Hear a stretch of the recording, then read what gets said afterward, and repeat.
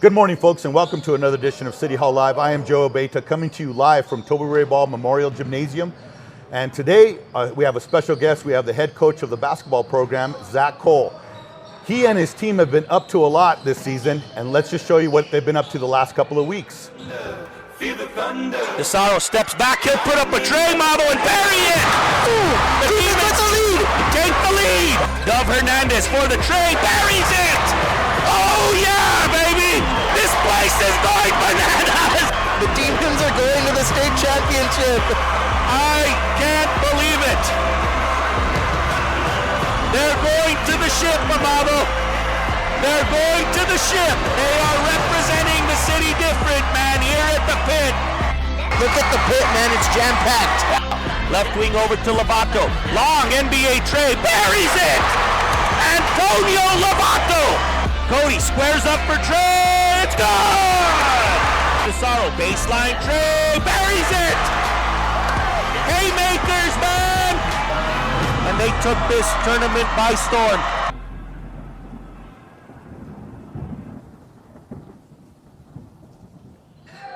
So, Coach, after high school, then what happened? I went to UNM for a year. I was close. I'd already been accepted there. Wasn't far from home, but I still had a passion for basketball.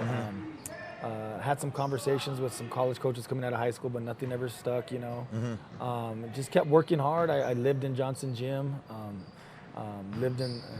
Went to class, went to the cafeteria, went to Johnson Gym. Went back to my dorm. That's really what my school year was about. And in the spring, I got an opportunity by Coach Ryan Cordova, actually. Okay. Yeah, Coach Ryan Cordova, who's the athletic director and the head men's basketball coach at Northern Mexico College. He was an assistant coach at Fort Lewis College, and he got me up there for a workout. And Man, Coach Cordova's that old? yeah, The guy still looks like he's 25. No, he looks great, man. He doesn't age at all. But he got me an opportunity to go for a workout with the players, and Coach Durham, who was the head coach at the time. They liked what they saw, and they offered me started off with a partial scholarship, and eventually just kept getting more scholarship issued out to me each year. And before you knew it, it was 4 years, and I got to play 4 years of college.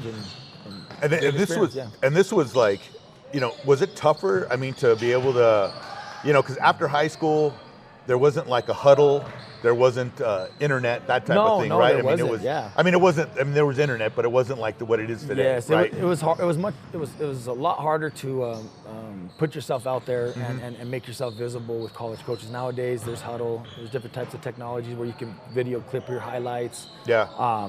And send them to 20 colleges at the same time. Yeah. It wasn't like that when I was playing in high school. So there was more challenges, but at the end of the day, it's just being able to play the game at a high level and someone giving you a chance. So you were out a year. You did your freshman year at UNM. Yes. And then you had the opportunity to go and play, transfer to Fort Lewis and play up there, play basketball. 4 years, yeah. So started there for 4 years for them, and made a bunch of great friends that I have today, and got to earn a college degree in exercise science, teaching and coaching, and that's what I'm doing today as my career. So at what point did you get the coaching bug then? After that, was it? It was you're going through college. First few years are just kind of general studies, right? You got to get them done, and I really didn't know what I wanted to do, and then as I got closer to that third year, I needed to make a decision, what I was going to focus on, and I was like, man, I love basketball. I'm pretty good at it. I love working with kids. I felt like even then, when we go do camps and youth camps and things like that, I just felt like I was able to build relationships with kids, and I was like, well, let's go. So I just chose the pathway of teaching and coaching, and I felt like it'd be something that I could be pretty good at, and it just fit me naturally, my personality and my passions and things like that. So that's what kind of led me into teaching and coaching. Yeah. So was it hard to find how much when you decided? You woke up. Were you married at the time? Or were you still single? No, in college. Well, yeah, like after you graduated. After I graduated, no. I met my current wife my first year after graduating from Fort Lewis College. So gotcha. That happened pretty quick. and yeah, we got. But at that point, you had decided you wanted to be a coach, or Yeah, okay. absolutely. And so As soon as I graduated, I actually, my former high school assistant coach, Coach Centeni, he was working at Capitol High School at the time, and he saw me at a New Mexico Games tournament. I was still playing back then, Yeah. and I was playing with the older divisions, and he was there with Capitol High and Coach Gomez, and, Yeah. and those guys. They were participating in the team camp, and he asked. I saw him, told him I want to coach, want to teach. I got my degree, passed my teaching exams and things like that, and I knew I needed to work. Coming right out of college, so started looking for jobs, and Coach Gomez was gracious enough to give me an opportunity to come on his staff the year after they won the state title. Okay. Yeah, so right away jumped into a great program.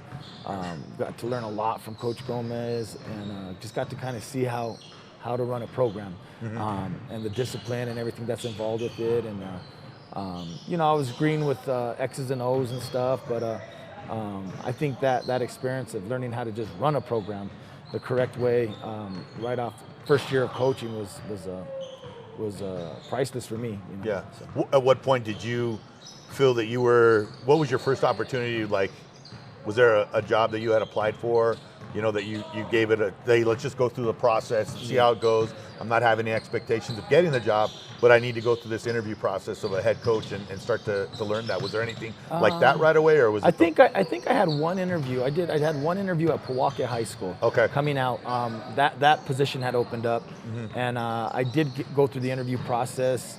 I believe they hired Coach Joey Trujillo at that time. Okay. That's when they hired him. Yeah.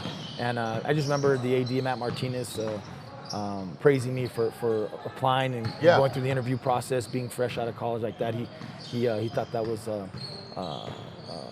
showed a lot of confidence, for me, and I remember him giving me some credit for that. Yeah. Yeah. And so then. And then that was the only one I really got to apply for an interview for. Okay. Then after that, it was just getting the opportunity at Capitol. Seeing if they had a teaching position. I had to get into the alternative licensure program to be a co-teacher within the special education classroom, and so I wasn't really able to teach to my degree, so to speak, right off the bat. But a few years later, I was able to get into health and PE, which I was certified for. Yeah. Gotcha. So then, when did your first opportunity for head coach come up?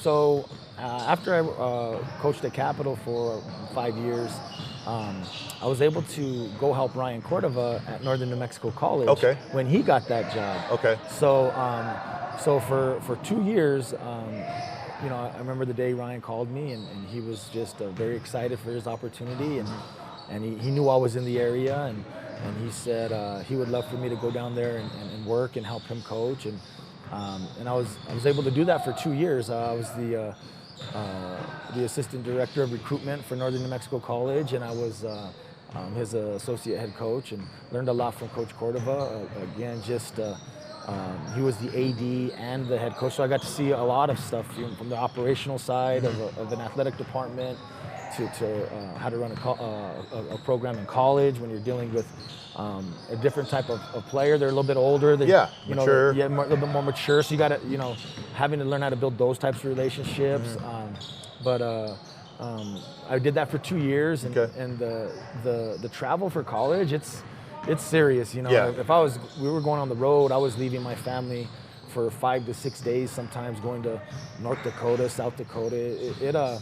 It began to wear on my family, and so that's when I made the decision to try to get a head coaching job locally. And that's how I was able to. I noticed that the Santa Fe Indian School was open, and I applied for that, and went through the interview process, and I was fortunate enough for them to give me an opportunity there to start my coaching career. And there's a lot of challenges at Santa Fe Indian School in terms of operating annually like you would want to as a coach for any sport. Just because it's a boarding school, and they don't stick around in the summer, they go back home. And, you got to respect their culture, you got to respect their values. So for at any given moment, I think we went through probably 12 to 15 different starting lineups throughout the season. Oh, wow. Each season, because Pueblos require them to go any event or activity that they're putting on there, they shut down the Pueblos, and you got to respect that. So it was a good job because it made me as a coach think outside the box in that, and just really focus on teaching who was there, and not worry about anything else outside of it. So it really helped me out in that manner. And with that, one of your assistants is the current Coach Abeta that's the current coach for Santa Fe Indian School. Yes. Who, during his press conference, talked about you and talked about, thanking you for the opportunity that you gave him to learn under you. So you were being a mentor to younger coaches at that point. Yeah, Coach Jay Abeta's from San Juan Pueblo. It's in Espanola, right? Right on the outside of Espanola. So we kind of knew of each other already. But I know he's alumni from there. He played on a really good high school team there. They had a really good team when he was in high school there. So it was a no-brainer for us to try to get him on board over there. And he was a great addition. He was great with the younger guys when he was helping out with the lower levels, and I was so happy for him to be able to stay involved when we left from the Indian school, and then eventually take it over, and then to do what they did this year. That's amazing, man. Yeah, no. It's amazing. I just remember my first year coaching there at the Indian school. We won our first game, right?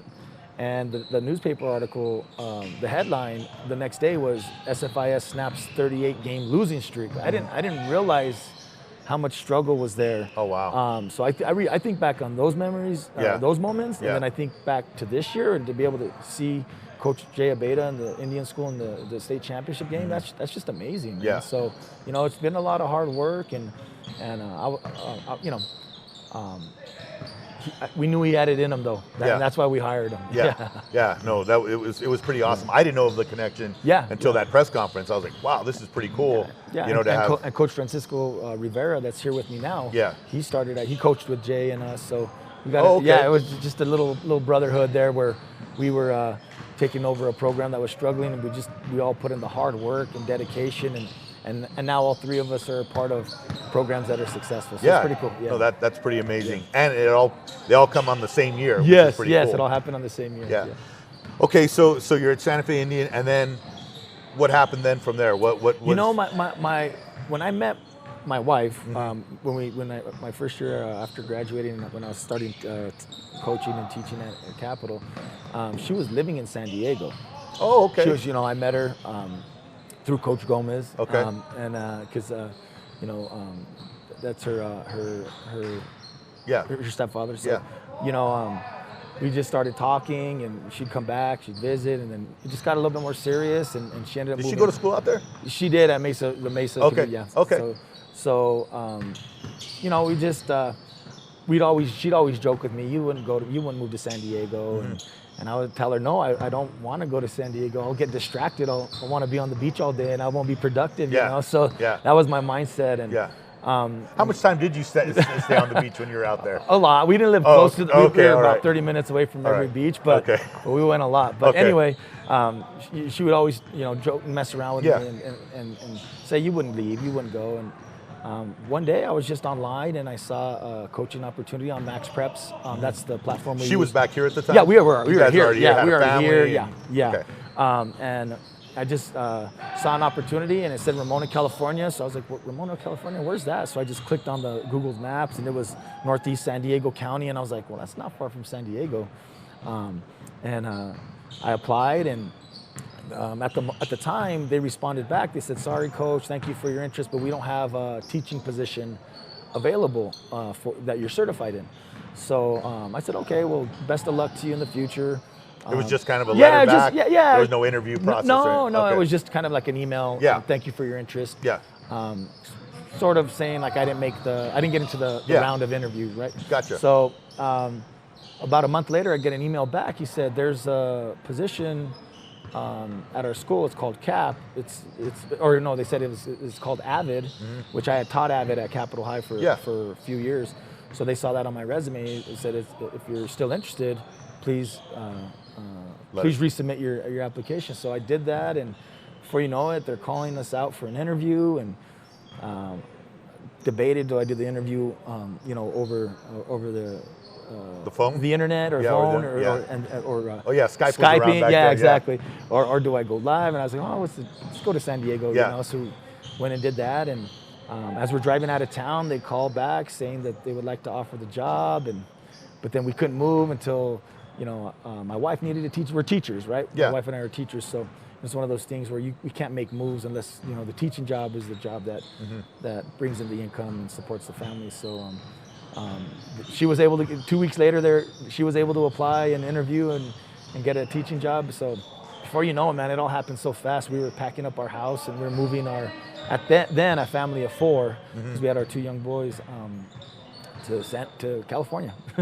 So how was that? I mean, coming from, because you left your job at the Santa Fe Indian School to go out there, and it's I mean, it wasn't, I don't know if you want to say, when you live out there, you live out there, but when you're working now and you're a part of the community and you're having to, you have students, now you have athletes from there.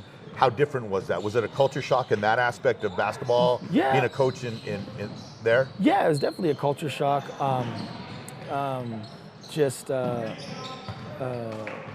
Going through that experience with my wife and my kids is, I'm real big on culture. I think culture is great.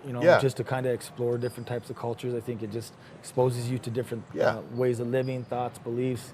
So we loved it. We loved it, and it was hard at first to get used to not having family around. Not being able to go to visit family like that. That was hard, and it really took a toll on my wife at one point. But because we were a part of a school, because we were a part of a program, we were able to build friendships quickly with other parents and other teachers and other coaches.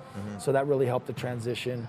Was it intimidating for you though to come in? You were kind of like, I'm coming into California ball, and here in New Mexico we always have this vision of like, oh, California, that's where everything's happening, and we're going out there and we're gonna be playing big boys now, that are 6'8" and 7 foot is like a regular thing out there, where Northern New Mexico ball is we're more of a perimeter outside shooter type culture, for basketball. It was, not really knowing we're going to get into, all of a sudden, I go from coaching a bunch of 5'9", 5'10" guys to a bunch of 6'7", 6'5", 6'4" guys, and that was different. It was nice in that sense, but you know what? Comparing, every time we would go play in California, you'd see these crazy athletes on the floor. Just a different teenager, than what we have here, and there's so many of them, but at the end of the day, just what I've compared California and New Mexico to is we play really hard here. And sometimes, when you're more talented, you kind of depend on that a little too much. And I saw a little bit of that in California. Gotcha. But we were able to get our Ramona boys to utilize their talent, but to get to play hard as well. And that's what I feel led to our success in California. So when you showed up to Ramona, it was it was kind of in the same situation, right? As far as it hadn't been to a CIF, which is state, because California's so big, so they're regional. They're regional playoffs, right? Right. And you take a region is what it is, right? CIF. San Diego section was our section. So that section, Ramona hadn't been to a CIF a tournament in a while, correct? Yeah, they hadn't been to the tournament. I think they made it the year before, but they were at a really low seed. I think they were like a 14, 15. So our first year there, we were able to win 16 games, and we were able to get in as a 9 seed. We lost the first round of the playoffs that first year at the buzzer. So we gave ourselves a chance. And then our second year, we were. And also, let's talk about the gym too. It was empty, right? Oh, I remember you telling us about that. There wasn't a lot of people going to these games. It was football community, man. Like Friday night lights, our football. Seriously, we'd have 8,000 to 9,000 people at our football games, and then basketball season came, and it was an empty gym, and so it was, to fast forward and see how it was when we left was it was really nice. But going into our second year there in California, we were able to put together 25 wins, win the Valley League Conference, which hadn't been won in over 15 years. So that was a great experience. And then we lost in the semifinals of the playoffs there, again at the buzzer. We had a chance to tie it, and we didn't make free throws. But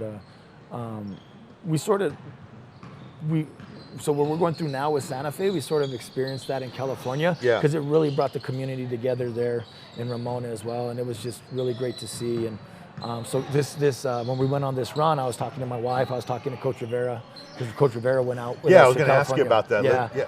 He went out with us, and he was an EA out there, and he was one of our assistant coaches. Lived with us. He lived with us. So how was that when you asked him? I mean, he said, was it like, hey, I got the job at Ramona? He says, hey, can I go with you? Or no, how did that go, man? He didn't. I was begging him to go. Oh, okay. You're trying to find good help, and at that time, all of his college courses were online. So he was able to still get and work on that as he made a little bit of money being an EA. So he was on campus and he just has a passion for coaching like I do. And we started at the Indian School together, and we're here now. And I had to kind of persuade him a little bit, but he ended up going, and now he's more than just a coach now. He's like family to us now. Yeah. So and also to be able to go through the trenches of the growing pains and stuff away from home. Absolutely. And kind of I don't want to say isolated, but you're away from home, and so you have to figure out these, whatever it is, growing pains, solving problems and stuff like that with Coach Rivera. So you guys kind of can Did it be together. more functional, right? Yeah, When you're over here right now, you know exactly what each other's thinking. Exactly. No, he knows exactly what I want and I expect. On the court, off the court, he's been like a sponge this whole time,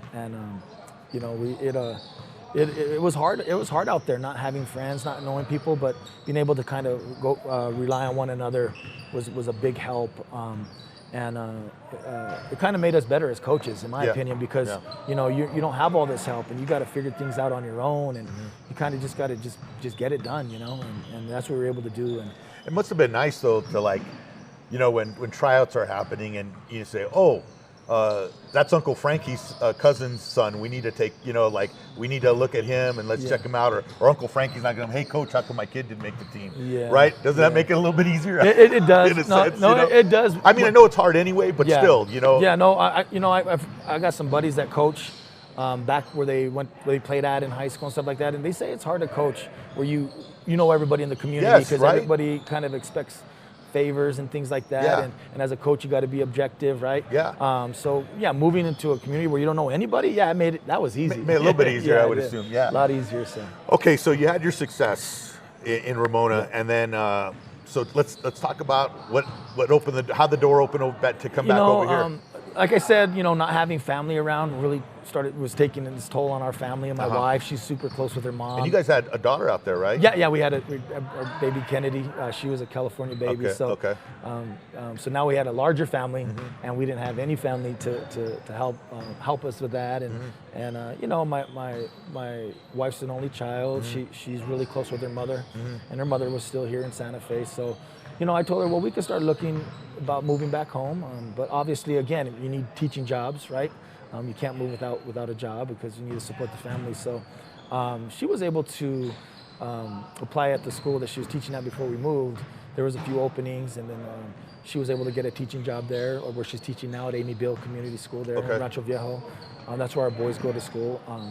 And then for me, I was told her I'd look, with anything within the area, and then the Santa Fe High job opened up, and I said, hey, Santa Fe High's open. And so it wasn't the Santa Fe High job then that was the catalyst for you guys to move back? No. We had already talked about kind of making our way back home. Yeah. We didn't know how, obviously, at that moment, but we were already talking about making our way back home, and it kind of just all happened the way it did. And we're thankful now, she's got her job back at this. So she's going back to a school where she knows a lot of people, right? Yeah. So it's a real comfortable move. And I'm coming to Santa Fe High, which I never thought I'd coach at, growing up in Espanola. Yeah, exactly. But it was, I've always thought highly of Santa Fe High. I knew it was going to be a great opportunity. They've always had a really good talent here, and the passion for the game, So. Well, I remember when it was during state when the announcement was made.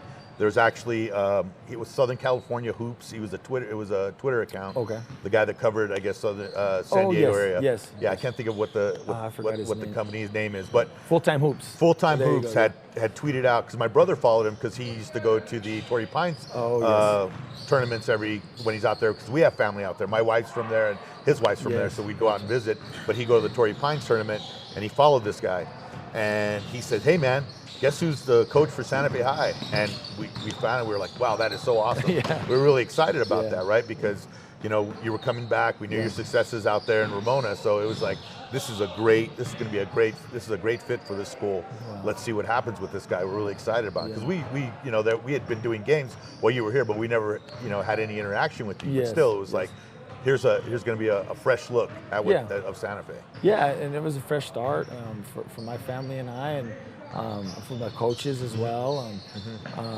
You know, Coach Rivera was with me in California, but Coach Sandoval had been here.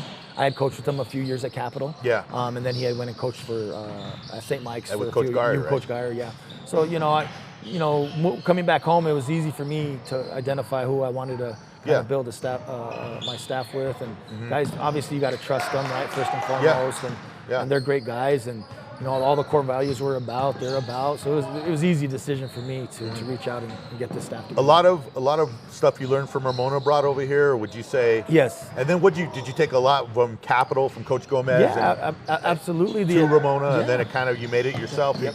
And to the Indian school as well, right? Yeah. And then just to, you know, took the attention to detail, the focus, the discipline from Coach Gomez, and from Ramona brought this different style of basketball where you know. Because you have a shot clock out there too. We did, and that was. I really wish we would get one here because it just helps the game flow at a nice pace, and but anyway, just playing in space and playing fast but not having to rush or hurry because you know you have a shot clock, but you don't have to rush, you don't have to hurry, you can still, you know, take good looks, and just learning how to adjust from that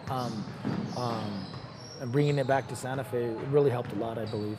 So when you came here, what was your, I guess, did you have like a 4-year plan? Did you have a 3-year plan? Was it a 2-year plan? What was it? I mean, as far as goals that were set, I know you had certain goals that were set. Yeah, you know, any coach, I think when they get hired, they would like to be able to finish out with the group they start with. Yeah. Speaking of the freshman group, right? Yeah. Freshman class, right? So our freshman class that we started out with, they're juniors this year. So you always give yourself about a 4-year plan, you know, 3 to 4 years. So for us to be able to do this on the 3rd year was very positive for us and our program and our coaches and our community to just kind of show the progress we've made. And now like our message to the boys is now we need to sustain it. You know, it's harder to stay at the top than it is to get there. At least that was my experience in college. And you're not a secret anymore. No, teams. You're not a secret, and you're not gonna get it as, you know, underestimated as much as you have in the past and things like that. So you're always gonna get everybody's best effort, right? You know, if they know you're a good team. So that's kind of like our message now and our focus, and just trying to stay focused. But be able to enjoy the moment as well. Yeah. No, absolutely. Well, Coach, I hope you don't go anywhere. No. I hope you stay here for a while. Thanks. Yeah, we really appreciate it, and thank you for everything you've done, you know, for the program, but also for what you've done for the community. That it brought everybody together that way for that special night, and I think that's something that everyone's going to remember in this community for a very, very long time, and the alum also of Santa Fe High too as well. Well, you're welcome, and you know, I've always, as a coach, I've always said that, you know, there's not a lot of things that can bring a community together like sports, and I think our example of that is the way the turnout we had at the pit. And we had over 14,000 people, and 2/3 of the pit was cheering for Santa Fe. So you know, we're just I'm thankful for the opportunity. We're humbled, we're hungry, we're still motivated. And you know, that's just kind of our approach, and we're just going to continue to do it that way. Awesome, Coach. Well, thanks again for joining us today. Well, thank you. Yes, sir. Appreciate thank you. And folks, thank you. I want to thank Adrian and Christine, of course, behind the cameras for coming and setting this up, and also for Principal Carl Morano for letting us come in and invade the campus too as well. Folks, have a safe week. Have a great week. Adios.